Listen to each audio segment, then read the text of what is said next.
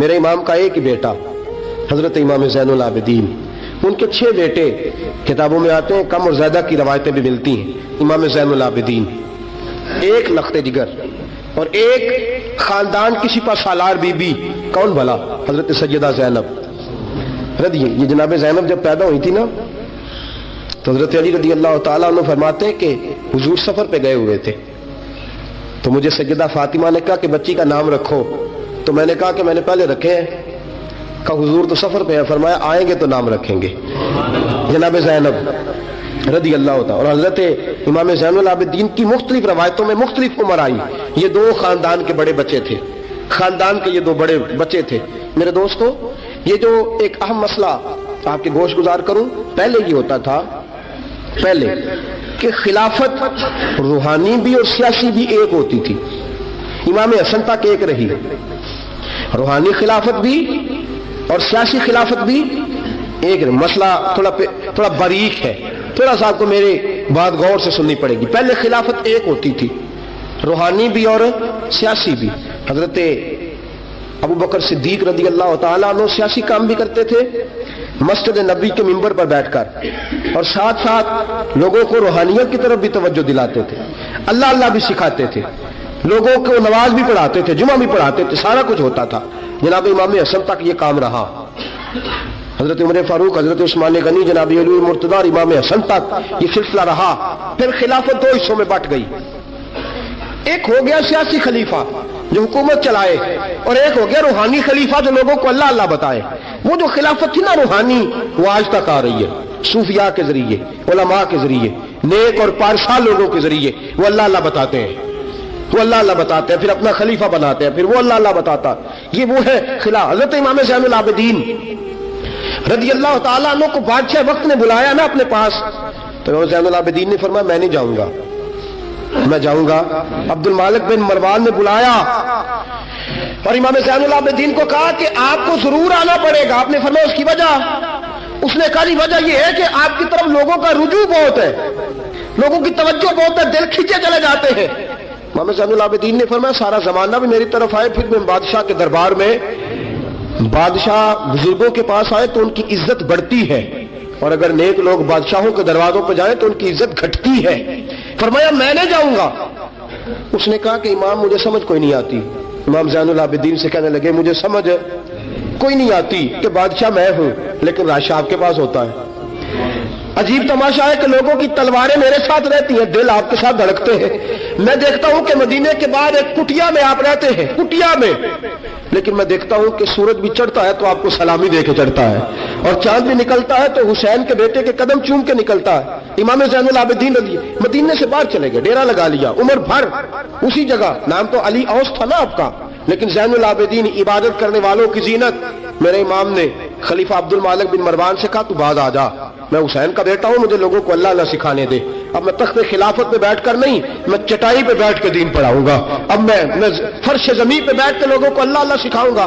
امام زین العابدین کو خلیفہ عبد المالک بن مروان ہوا پتہ کیا تھا؟ تھوڑی سی تاریخ بتا دوں۔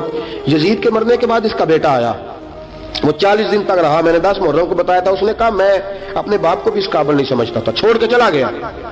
اس کے بعد حضرت عبداللہ ابن زبیر رضی اللہ تعالیٰ عنہ جو تھے، وہ کیونکہ مکہ اور مدینہ اور حجاز کے لوگوں نے انہیں اپنا امیر بنا لیا تھا، جب یزید کے بیٹے نے خلافت چھوڑی تو وہ پورے ملک کے ایک جو ہے وہ امیر بن گئے۔ ان کے درمیان ہی مروان نے سازش کی، مصر اور شام پہ اس نے اپنا تسلط جما لیا۔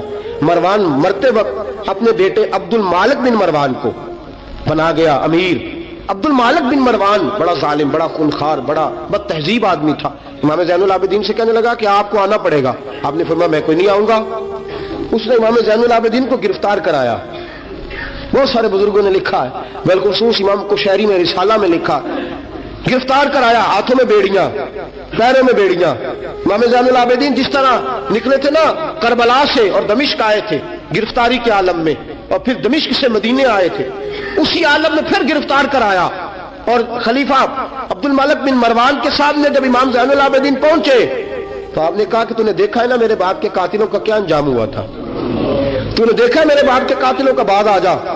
اس نے کہا کہ یزید کے پاس طاقت تھی، اس نے آپ کو گرفتار کرا لیا تھا، اب میرے پاس طاقت ہے، میں نے بھی گرفتار کرا لیا ہے۔ امام زین العابدین سے کہنے لگا آپ کے پاس طاقت ہے تو دکھائیے، آپ کے پاس ہے طاقت تو دکھائیے۔ امام زین العابدین رضی اللہ تعالیٰ عنہ نے فرمایا تجھے کہا چیلنج نہ کر، میں درویش ہو گیا ہوں، ایک طرف لگ گیا ہوں، ایک کونے میں جا کے بیٹھ گیا ہوں، مدینے سے باہر جا کے میں نے ڈیرا لگایا، بس مجھے اب چھیڑ مت، مجھے اپنا کام کرنے دے، مجھے لوگوں کو دین سکھانے دے، اللہ اللہ بتانے دے، تو جان، تیری حکومت جانے، تیری سلطنت جانے، میں تیرے کام میں دخل نہیں دیتا، تو میرے کام میں دخل نہ دے، مجھے اللہ اللہ کرنے دے، اللہ اللہ کرانے دے۔ کہنے لگا میرے پاس طاقت ہے، میں نے گرفتار کر لیا ہے۔ امام زین العابدین رضی اللہ تعالیٰ عنہ کے ہاتھ اور پاؤں میں بیڑیاں تھی، امام زین العابدین کی زبان سے نکلا اللہ اللہ اللہ۔ تیسری دفعہ جب آپ کی زبان سے اللہ نکلا ساری بیڑیاں ٹوٹ کے زمین پہ گر گئیں۔ امام زین العابدین کے لیے اٹھنے لگا، فرمایا بیٹھ جا زمین پہ۔ خلیفہ زمین پہ بیٹھا، امام زین العابدین رضی اللہ تعالیٰ عنہ نکلے۔ مجھے نہ کہنا روایت ضعیف ہے، روایتیں ضعیف ہوتی ہیں، عقیدے مضبوط ہونے چاہیے۔ حضرت امام زین العابدین پلٹے اور پلٹ کے کہنے لگے طاقت پہلے بھی ہمارے پاس تھی، طاقت آج بھی ہمارے پاس ہے، جب رب کہتا ہے ہم استعمال نہیں کرتے، اور جب کہہ دیتا ہے تو ہم استعمال کرنا شروع کر دیتے ہیں۔ بس اللہ کی رضا پہ راضی ہے۔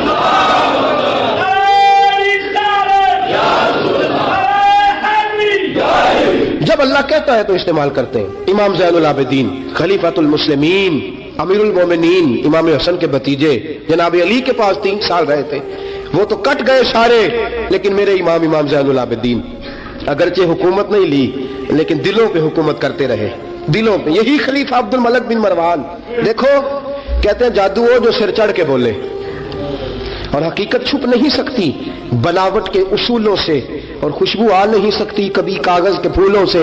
پتہ ہوتا ہے ہمیں سچ کیا ہے جھوٹ کیا ہے۔ طواف کعبہ ہو رہا ہے، طواف کعبہ، ایک عورت بہت بڑی، اس نے کعبے میں بھی آ کے ظلم کرنے شروع کر دیے، لوگوں کو تنگ کرنا شروع کر دیا۔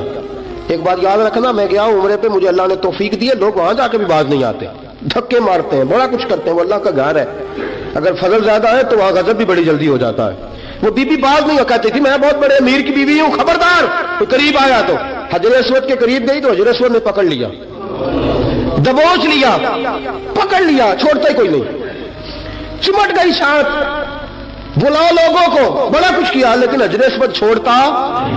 اللہ آپ کو حج کی توفیق دے، آمین تو کہہ دے، اللہ آپ کو عمرے پہ لے جائے۔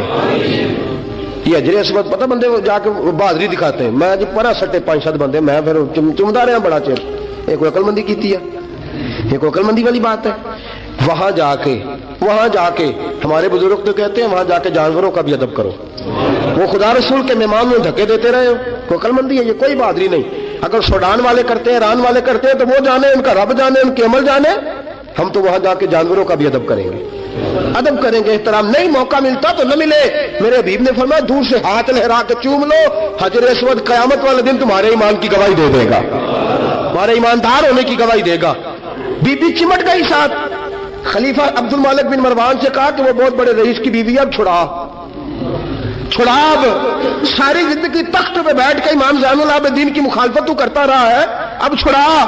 نیچے اتر آیا تو بی بی کے خاوند کو کہنے لگا زین العابدین کے پاس چلے جاؤ، اگر حل ہے تو اس کے پاس ہے، اگر کوئی علاج ہے تو اس کے پاس ہے، اس کے پاس جاؤ، میں چھڑا سکتا، ادھر جاؤ، ادھر وہ ہے دروازہ، وہ ہے جناب علی کا پوتا، وہ ہے امام حسین کا جانشین، وہ بیٹھا ہے۔ زین العابدین تیرا تو سارا گھر کربلا میں کٹ گیا تھا، تیرے پاس تو رہنے کو مکان تک نہیں بچا تھا، خون کی ندیاں بہہ گئی تھی، اور یہ کیا معاملہ ہے؟ امام زین العابدین کی سیرت اور صورت لوگوں کو بتاتی ہے کہ اب بھی اگر محبتوں کی وجہ سے دل جھکیں گے تو ہمارے خاندان کی طرف ہی جھکیں گے۔ امام زین العابدین کے پاس گئے، امام زین العابدین اپنے حجرے میں بیٹھے، کہا جناب ایک بی بی حجر اسود کے ساتھ لگ گئی، آپ آئیے۔ امام زین العابدین رضی اللہ تعالیٰ عنہ نے فرمایا میں نے سنا ہے رئیس کی بیوی ہے، لوگوں کو تنگ کرتی ہے، چھڑا لے گا؟ انہوں نے کہا حضرت جی وہ بھی آیا ہوا ہے، وہ کہتا ہے اگر چھڑا سکتا ہوتا تو پہلے بھی چھڑا لیتا، مہربانی کرے۔ امام زین العابدین اٹھے، ان کے ساتھ گئے، اس بی بی سے جا کے کہنے لگے تو توبہ کرتی ہے؟ توبہ کرتی ہے؟ کہنے لگی کرتی ہوں۔ امام زین العابدین کے ہاتھ اٹھے، لفظ کیا ہے؟ کہ اللہ تو جانتا ہے نا میں کون ہوں، لفظ کیا ہے؟ امام زین العابدین کی دعا سنو، دعا پر میں مولا تو جانتا ہے میں کون ہوں، میں کون ہوں؟ راوی کہتے ہیں امام زین العابدین کی زبان پر لفظ ہے یا اللہ تو جانتا ہے نا میں کون ہوں، बीबी धड़ाम से पीछे गिरी और कहने लगी अल्लाह अकबर, धड़ाम से पीछे गिर गई। अल्लाह अकबर। अली का घर भी क्या घर है कि जिस घर का हर एक बच्चा जिसे देखो वही शेरे खुदा मालूम। और मेरे आला हज़रत फरमाते तेरी नस्ल पाक में है बच्चा बच्चा नूर का, तू है ऐने नूर, तेरा सब घराना नूर का। जनाब इमाम ज़ैनुल आबिदीन रज़ी अल्लाह ताला अन्हु क्या कहते हैं, या अल्लाह तू जानता है ना मैं कौन हूं। एक वो थे जो मिट गए, मिटते हैं, मिट जाएंगे, मिटते हैं आदा तेरे, न मिटा है न मिटेगा कभी चर्चा तेरा। एक वो थे जो मिट गए और एक ये मेरे इमाम का साहबजादा है। और मेरे दोस्तों वो जो बात मैंने पहले कही ना, ये अकड़े रहे, ये जालिम अकड़े रहे, मर गए। मेरे इमाम का ये साहबजादा, एक साहबजादा मदीना मुनव्वरा के एक कोने में एक नुक्कर में सारी जिंदगी। लोग कहते हैं कि इमाम ज़ैनुल आबिदीन का हाल ये था, नमाज शुरू करते इतनी लंबी नमाज पढ़ते कि भूल जाते सारा जमाना। इमाम ज़ैनुल आबिदीन नमाज पढ़ रहे हैं, घर में आग लग गई है, छोटा बच्चा आपका छोटा साहबजादा करीब सोया हुआ है। इमाम ज़ैनुल आबिदीन रज़ी अल्लाह ताला अन्हु नमाज पढ़ रहे हैं, आग लग गई, बच्चा करीब सोया, लोग आए, शोर मच गया, आग बुझाते रहे, बच्चे को उठा के ले जाते रहे। नमाज के बाद इमाम ज़ैनुल आबिदीन ने देखा, फरमाया ये क्या है, ये खाक किस किस्म की। मैंने कहा हज़रत जी घर में आग लग गई थी, आपको पता ही नहीं। कहा क्यों, क्या हुआ। कहा हम सारा जमाना आग बुझा रहा था, आप नमाज पढ़ रहे थे। फरमाया तुम दुनिया की आग बुझा रहे थे, मैं नाना मुस्तफा की उम्मत पर दोज़ख की आग बुझा रहा था। तुम दुनिया की आग बुझा रहे थे, मैं हुजूर की उम्मत के लिए दोज़ख की आग बुझा रहा था। तुम दुनिया की बुझाते रहे, मैं दोज़ख की बुझा।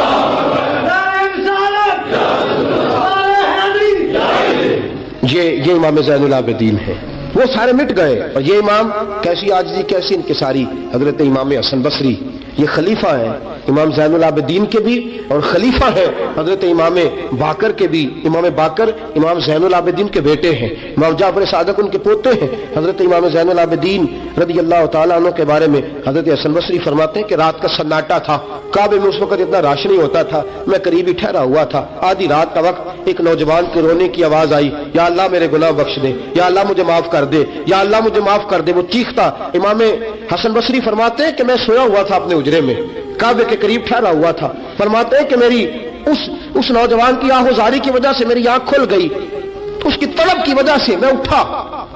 तो फरमाते हैं कि मैंने सोचा बहुत बड़ा कोई गुनाहगार आ गया है। फरमाते हैं कि वो क्या कहता है, जब मैं उठा हूं काबे के करीब गया हूं कि जाकर तसल्ली देता हूं तो उसकी जुबान से जुमला निकला, कहने लगा या अल्लाह मुझे कयामत में जलील न करना, ऐ अल्लाह अगर मेरे अमल अच्छे नहीं तो मुझे कयामत के दिन अंधा करके उठाना, मैं तेरे नेक बंदों के सामने क्या जवाब दूंगा। फरमाते वो नौजवान तड़पता है, रोता है। हजरत हसन बसरी फरमाते हैं कि मेरे पहुंचते पहुंचते वो इतना बुलंद आवाज से तड़पने लगा कि बेहोश होकर जमीन पे गिरा। आप फरमाते मैं करीब गया, उस नौजवान के करीब गया तो बड़ी खूबसूरत खुशबू मुझे आई। फरमाते मेरे दिल में ख्याल था तसल्ली दूंगा कि बेटा ठहर जा, मैं भी दुआ करता हूं, तू भी दुआ कर, अल्लाह बड़ा मेहरबान है, माफ कर देगा। फरमाते हैं जब मैंने उस नौजवान के चेहरे से जुल्फे हटाई, गर्द साफ की तो मेरे पांव तले से जमीन निकल गई। ये तो इमाम हुसैन का बेटा ज़ैनुल आबिदीन है, ये तो इमाम हुसैन के लख्त जिगर अलीउल मुर्तज़ा के जिगर पारे जनाब सैयदा फातिमा के नूर नजर है, ये तो हजरत शहर बानो शहजादी के बेटे हैं। इतनी आहोजारी, इतनी तड़प, इतनी बेचैनी, इतना अल्लाह से ताल्लुक। हजरत हसन बसरी फरमाते हैं कि कदमों पे गिरा, पांव चूमे। इमाम ज़ैनुल आबिदीन की आंख खुली तो कहा हसन बसरी ना कर, तू बुजुर्ग है। इमाम ज़ैनुल आबिदीन उठ के बैठ गए। हजरत हसन बसरी रहमतुल्लाह ताला अलैह फरमाते हैं मेरी आंख निकल गई, आंसू मेरे बह गए। मैंने कहा ज़ैनुल आबिदीन कहां से दिल लेके आए हो तुम लोग, और कहां से संवारा है खुदा ने तुम्हारे खानदान को। सारा कुछ दे भी देते हो अल्लाह की राह में, सारा कुछ लुटा भी देते हो, सारा कुछ कुर्बान भी कर देते हो, अपने लिए रखता भी कुछ नहीं, और फिर भी माफिया ही मांगते फिरते हो, फिर भी माफिया ही मांगते फिरते हो, फिर भी रोते फिरते हो, फिर भी बारगाह खुदाबंदी के अंदर आहुजारियां करते रहते हो। हजरत हसन बसरी रहमतुल्लाह ताला अलैह फरमाते कि वो जमाना मैंने इमाम ज़ैनुल आबिदीन का देखा। मेरे दोस्तों वो तो मिट गए, अकड़े रहे ना, मिट गए। करबला के बाद वो मिट गए, मेरे इमाम को मिटाने वाले। लेकिन इमाम ज़ैनुल आबिदीन मेरे इमाम का एक साहबजादा बच्चा था, लेकिन उन्होंने रूहानी खिलाफत का आगाज कर दिया। पूरी दुनिया में मेरे इमाम ज़ैनुल आबिदीन का फैज है, जिस्मानी भी है, रूहानी भी है, इल्मी भी है। इमाम ज़ैनुल आबिदीन ने जिंदगी पूरी गुजार दी एक कोने में लग के। इमाम ज़ैनुल आबिदीन किसी सियासी काम में कभी मुदाखलत नहीं। हजरत इमाम जाफर सादिक का जमाना आया तो फिर बादशाह ने बुलाया इमाम जाफर सादिक को, और ये इमाम जाफर सादिक वो बुजुर्ग है कि हजरत इमाम आजम अबू हनीफा रहमतुल्लाह अलैह इमाम जाफर सादिक के मुरीद है। उनके मुरीद है, उनके खलीफा है। हजरत इमाम जाफर सादिक को बुलाया और जब सैयदना इमाम जाफर सादिक रहमतुल्लाह अलैह रज़ी अल्लाह अन्हु पहुंचे तो आपने शानदार लिबास पहना, शानदार लिबास पहना और आला किस्म का जुब्बा पहना, आला किस्म की पगड़ी बांधी, हाथ के अंदर असा पकड़ा और हजरत इमाम जाफर सादिक रज़ी अल्लाह ताला अन्हु कच्चे मकान से निकले, लेकिन जरा बावकार होकर निकले। दरबारे बादशाह, दरबारे खिलाफत में पहुंचे, अपनी खुंडी को, अपनी छड़ी को हिलाया, मैं क्यों बुलाया मुझे? वो बादशाह जिसने कहा था बुलाओ जरा, पता करता हूं क्यों मेला लगा रखा है। फिर भी बादशाह डरते रहते हैं, फिर भी डरते हैं कि अगर इन रूहानी लोगों ने इशारा किया तो सारी दुनिया इनके पीछे निकल पड़ेगी। बुलाओ, क्यों मेला लगाए रखा है? जब बादशाह के सामने पहुंचे तो बादशाह ने कहा क्या बात है, क्यों बुलाया था मुझे? कहने लगा हुजूर गलती हो गई। आज के बाद इमाम जाफर सादिक बाहर निकले तो बादशाह के हवारी कहने लगे तू बड़ी बातें करता था, डिंगे मारता था, बढ़ के मारता था, बुलाओ इमाम को पूछ लेता हूं क्या हुआ। कहने लगा यार पता नहीं क्या बात है, जब नहीं होते तो बात निकलती है, जब सामने आ जाते हैं तो मुंह के अंदर से जुबान बोलती नहीं है। जब सामने आते हैं तो क्या रोब है, क्या रोब है। असल उसे समझ नहीं थी कि तेरी नस्ल पाक में है बच्चा बच्चा नूर का, तेरी नस्ल पाक में है बच्चा बच्चा नूर का, तू है ऐने नूर, तेरा सब घराना नूर का। हजरत इमाम जाफर सादिक बाहर निकले तो आपका खादिम घर जाकर कहने लगा इमाम साहब आला किस्म का लिबास, लोग बातें कर रहे थे, इतना बड़ा कीमती लिबास, लोग गुफ्तगू कर रहे थे। तो हजरत इमाम जाफर सादिक ने कमीज उतारा, नीचे टाट का लिबास था, फरमाया ये जो ऊपर पहना है ये मखलूक को दिखाने के लिए है और जो अंदर पहना है वो रब को दिखाने के लिए है। अंदर अल्लाह को दिखाने के लिए टाट का है, लेकिन मखलूक को दिखाने के लिए मैंने आला लिबास पहना है। इनके दिल में ख्याल ना आए कि रसूल पाक के अहले बैत शायद कमजोर हो गए हैं, इसलिए डरते और सहमे हुए आते हैं। मेरे नबी के खानदान ने उस वक्त से लेकर ता तमे आखिरी आज तक एक पूरा किरदार अदा किया है। सादात का दीन में एक पूरा किरदार रहा है, तहरीर के मामलात में, तकरीर के मामलात में, तदरीस के मामलात में सादात का पूरा किरदार रहा। वक्त गुजरने के साथ साथ कभी सैयद गौसे आजम की शक्ल में आए और कभी सैयद मोइनुद्दीन चिश्ती अजमेरी की शक्ल में आए और कभी सैयद अली हजवेरी दाता गांज बख्श की शक्ल में आए और कभी ये सैयद हजरत शाह आले रसूल मां रहरवी की शक्ल के अंदर आए और कभी ये सैयद मीर अब्दुल वाहिद बिलगरामी की शक्ल में आए। ये सादात आते रहे, अपने अपने दौर में चमकते रहे, अपने अपने दौर में दीन का फरीजा सर अंजाम देते रहे। इन्होंने फिर इन्होंने हुकूमत वालों को कहा कि ठीक है, अगर तुम समझते हो कि इस तरह हमें दीन नहीं फैलाने देते तो हमें अल्लाह ने तौफीक दी है, हमें अल्लाह ने ताकत दी है, अल्लाह ने हमें रूहानियत दी है, हम उस रूहानी तर्ज के साथ दीन फैलाएंगे। मेरे दोस्तों, अगरचे कुव्वत और इख्तिदार भी हमेशा इन्हीं के पास रहा। करबला में जो भी आया, आप देख लीजिए ना, यजीद के 14 बेटे बताए जाते हैं, कोई भी नहीं कहता मैं यजीद की औलाद में से हूं। इमाम ज़ैनुल आबिदीन एक ही बचे थे ना करबला में, आपको गली गली सैयद मिलेंगे, नगर नगर सैयद मिलेंगे, जगह जगह रसूल पाक की औलाद मिलेगी। मेरे दोस्तों याद रखना, जो जुल्म करता है और जुल्म में बढ़ता है वो बचता नहीं, उसका नाम मिट जाता है, उसका किरदार नफरत की अलामत बन जाता है। जिंदगी आप भी गुजार रहे हैं, वक्त मैं भी बिता रहा हूं, याद रखना, ख्याल रखना, अगर जालिम बनोगे तो मिट जाओगे, अगर जालिम बनोगे तो खत्म हो जाओगे, अगर जालिम बनोगे तो तुम्हारा नाम लेना लोग पसंद नहीं करेंगे। जुल्म का निशान बन के ना रहना, मुहब्बत की अलामत बन के रहना। अगर कभी मार भी खानी पड़ी तो वक्ती तौर पे खा जाना, थोड़ी देर के लिए मार खा के देखना। कभी कभी मार खाने में भी बड़ी इज्जत हुआ करती है, कभी कभी मार खाने और बर्दाश्त करने में भी बड़ा वखार होता है। कभी ये भी करके देखो, इसमें भी एक जायका है, इसमें भी एक लुत्फ है। मेरे अजीजों, जो जुल्म करेगा नहीं रहेगा, जो जुल्म करेगा अगर कितने भी उसकी औलादे हो जाएं उसका नाम नहीं चलेगा। जो मोहब्बत करेगा, जो मार खाएगा, ख्वाजा मोइनुद्दीन चिश्ती ने बड़ी मार खाई, दाता अली अजमेरी ने हिंदुओं से बड़ी मार खाई, हजरत गौस पाक जिलानी को बड़ा सताया गया। ये मार तो खाते रहे लेकिन पैगाम हक पे डटे रहे।